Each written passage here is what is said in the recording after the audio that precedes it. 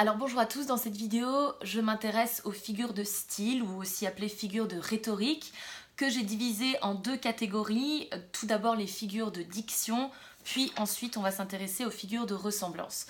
Dans un premier temps, dans les figures de diction, j'aimerais vous donner une définition et évidemment différents exemples de ce procédé qu'on appelle l'allitération. L'allitération, c'est la répétition d'une même consonne, d'un même son consonantique, donc, et je crois que l'exemple le plus canonique qu'on donne de l'allitération, c'est sans doute celui extrait d'Andromaque de Racine, et donc qui est le suivant. Pour qui sont ces serpents qui sifflent sur vos têtes, où vous avez cette allitération en S, qui constitue d'ailleurs même ce qu'on appelle une harmonie imitative, parce qu'en fait, le S imite un peu le sifflement du coup du serpent.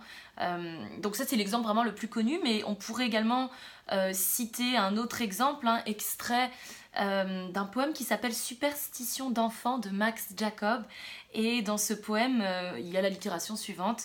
Et puis les petits, épileptiques, avec une allitération en P, en ce sens.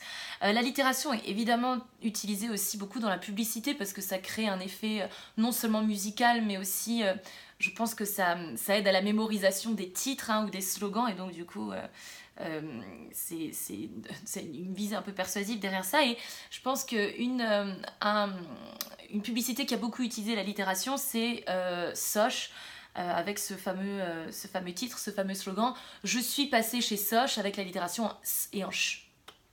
Deuxième procédé qui fait partie de ces figures de diction, c'est l'assonance. L'assonance, c'est la répétition d'un même son vocalique, donc d'une voyelle ou de son issu de voyelle. Et je pense qu'effectivement ici, l'exemple le plus canonique et qu'on donne le plus souvent, c'est celui qui est extrait de Chansons d'automne de Verlaine, et qui est le suivant. Les sanglots longs des violons de l'automne blessent mon cœur d'une langueur monotone, où vous avez cette double assonance en fait en E et en ON. Un autre exemple extrait de L'émigrant de l'End Road d'Apollinaire serait le suivant. Vendredi sanglant et lent d'enterrement, avec une véritable assonance en an ici, qui vient même créer un son un peu lancinant. Voilà, il y a quelque chose de ce type-là. Troisième figure de diction, c'est la paronomase. Alors, qu'est-ce que c'est que la paronomase? La paronomase, c'est l'assemblage de sons proches de mots, l'assemblage de mots proches par le son, mais de sens différents.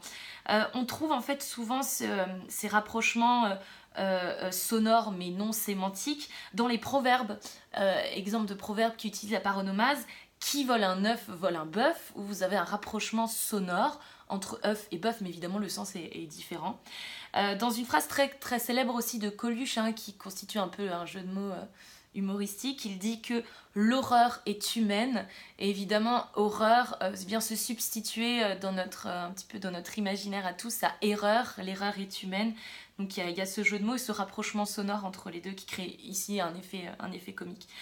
On pourrait penser aussi pour la paronomase à un titre d'un ouvrage de Georges Perec qui s'appelle Espèce d'espace. Vous avez également ici un effet de paronomase.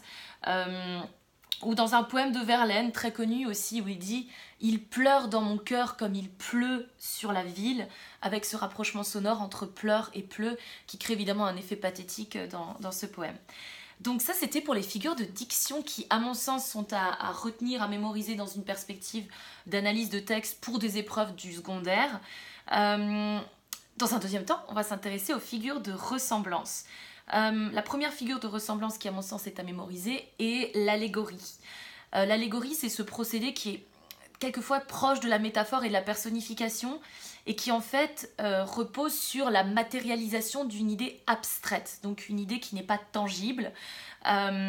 L'exemple le plus marquant, le plus canonique ici aussi de l'allégorie, c'est sans doute cette allégorie de la faucheuse qui désigne la mort, et on retrouve cette allégorie notamment dans un extrait des Contemplations de Victor Hugo, lorsqu'il dit la chose suivante: « Je vis cette faucheuse, elle était dans son champ, elle allait à grands pas moissonnant et fauchant, noir squelette laissant passer le crépuscule. » Donc évidemment, il y a d'autres allégories que celle de la mort. Il ne faut pas croire que toutes les allégories sont absolument mortifères. Les allégories de l'amour, de l'espérance. Souvent les sentiments, évidemment, comme c'est des notions abstraites, sont utilisés pour des allégories. Vous pouvez souvent distinguer les allégories parce qu'il y a une majuscule à l'initiale, mais ce n'est pas toujours le cas. Voilà. Autre figure de ressemblance, c'est la comparaison. Qu'est-ce qu'une comparaison? C'est l'analogie en fait entre deux éléments avec un comparant, un comparé et un outil de comparaison. Outil de comparaison qui ne se limite pas strictement au comme, hein. Donc ça peut être également tel que, semblable à, etc. Souvent les expressions populaires utilisent la comparaison. Par exemple, être bête comme ses pieds, y croire dur comme fer, etc. Une comparaison que j'adore, que j'aime particulièrement, est extraite d'un des spleens de Baudelaire, donc dans Les Fleurs du Mal, le poème commence de la manière suivante: quand le ciel bas et lourd pèse comme un couvercle. On a vraiment cette comparaison entre le ciel qui descend et qui agit en fait comme un couvercle, qui vient enfermer l'individu. Il y a ce sentiment de pesanteur, de lourdeur, d'enfermement en fait qui passe à travers la comparaison. Une autre comparaison vraiment très connue est cette comparaison d'Éluard, lorsqu'il dit que la terre est bleue comme une orange. Une comparaison un peu surréaliste ici, évidemment. Troisième procédé qui fait partie des figures de ressemblance, c'est la métaphore. Alors, la métaphore, c'est une analogie directe. Dans la comparaison, vous avez cet outil de comparaison. On n'a pas ça, en fait, dans la métaphore. Je vous donne un exemple de Baudelaire, par exemple, lorsqu'il affirme dans La mort des amants, toujours extrait des Fleurs du Mal, que nos deux cœurs seront deux vastes flambeaux qui réfléchiront leur double lumière. Donc ici, les cœurs assimilés de manière directe avec l'auxiliaire être à deux vastes flambeaux. Un autre exemple, toujours extrait de Baudelaire et de son poème L'homme et la mer, où il dit simplement que la mer est ton miroir. Vous avez cette analogie directe entre la mer et le miroir. Donc un effet de correspondance, un d'écho ici entre un élément naturel et puis l'homme, en fait, tout simplement. Parmi la métaphore, il y a aussi un phénomène un peu particulier. Il y a beaucoup de métaphores en fait qui sont vraiment rentrées dans le langage courant où finalement on distingue presque plus que ces métaphores parce que c'est devenu habituel et c'est ce qu'on appelle la catachrèse. Et deux exemples par exemple de ce phénomène, c'est quand on parle des bras d'un fauteuil, c'est une métaphore mais c'est rentré dans le langage courant. Quand on parle de la tête d'un clou, voilà, c'est une métaphore qui est rentrée dans le langage courant. J'aimerais également vous parler dans les figures de ressemblance de la personnification. Alors la personnification c'est quoi? C'est simplement quand on donne des caractéristiques humaines à un animal ou un objet. Donc un exemple extrait du journal de Jules Renard par exemple, ce serait les arbres font le gros dos sous la pluie. Donc vous voyez, les arbres font le gros dos, donc on a vraiment l'impression qu'on donne des caractéristiques humaines en fait à ces arbres qui, sous malheureusement l'action de la pluie, sont affaissés un peu comme une personne en fait qui ferait le gros dos. Un autre exemple tout à fait canonique de la personnification est extrait d'un poème de Charles Baudelaire qui s'appelle À une passante. Et dans ce poème, Baudelaire dit « La rue assourdissante autour de moi hurlait », où vraiment la rue ici devient humaine, puisqu'elle hurle. Et donc, nous, on imagine à travers cette personnification l'idée qu'on est dans une rue très bruyante et que c'est évidemment pas la rue qui hurle, mais c'est les passants qui sont dans cette rue qui font beaucoup de bruit. Dernier procédé, dernière figure de style que j'assimile à cette catégorie des figures de ressemblance, si on devait donner une petite typologie, des petites catégories, c'est ce qu'on appelle la prosopopée. La prosopopée, c'est tout simplement le fait de mettre en scène un personnage absent ou un personnage mort, voire un objet inanimé, et de lui donner la parole ou la faculté en fait d'agir. Je vous donnerai un seul exemple qui est extrait d'une chanson de Michel Sardou qui s'appelle Le France, chanson dans laquelle Michel Sardou en fait fait parler ce bateau et voilà ce qu'il dit. Ne m'appelez plus jamais France, la France elle m'a laissé tomber.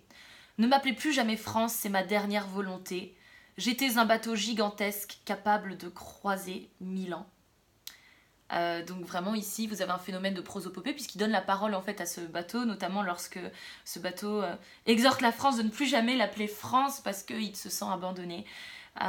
Donc ça c'est pour la prosopopée. Voilà pour ce premier chapitre en fait sur les procédés. Je me suis inspirée de cet ouvrage par ailleurs tout à fait pertinent qui s'appelle Les figures de style et autres jeux de mots que je ne peux que vous conseiller en fait d'acheter ou de consulter, dont l'auteur est Marie-Laurentine Caetano. Elle est rédactrice visiblement pour Virgule, qui est un magazine de langue française et de littérature.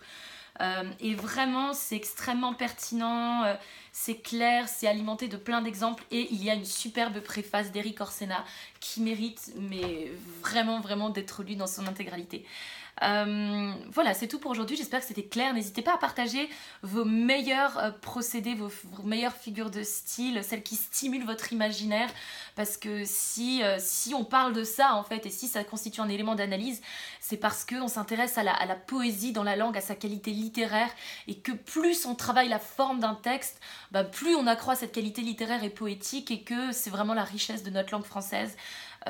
Et de pouvoir faire ça, même si évidemment, attention, les figures de style, on les retrouve dans toutes les langues du monde, et qu'elles sont utilisées dans différents domaines, dans la politique, dans la publicité, vraiment dans la vie de tous les jours, on est confronté à ce travail sur la forme et sur la stylistique.